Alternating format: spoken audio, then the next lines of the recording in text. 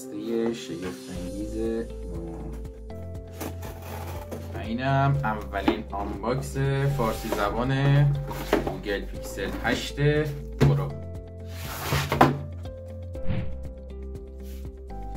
و پیکسل 8 پرو عزیزم پری اوردر که با یه پیکسل واچ 2 با هم دیگه برام ارسال شده، رنگ مشکی.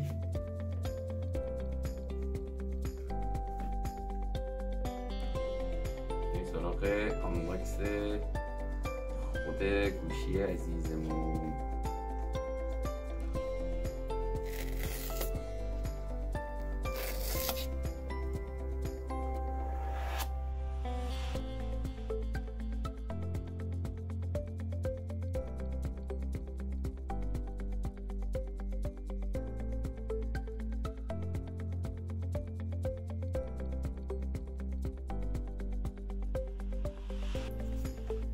و خود گوشی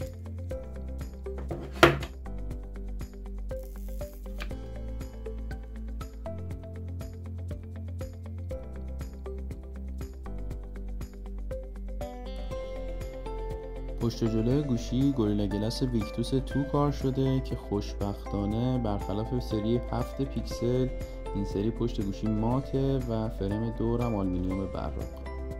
البته پیکسل 8 پرو این شکلیه و پیکسل 8 معمولی پشتش براق و فرم دورش ماته.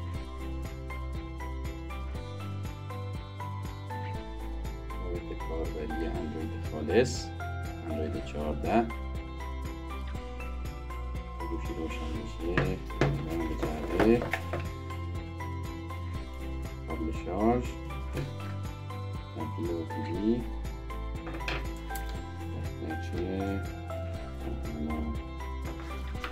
و بنزینو دیگه چیزی نیست.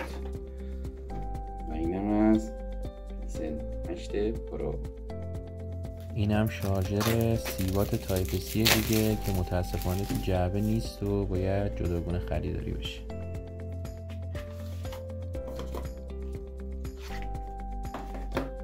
اینم از اولین ویدیو آنباکس فارسی گوگل پیکسل 8 پرو تو کانال گیکیفای. تا ویدیو بررسی کامل دستگاه، فعلا خداحافظ.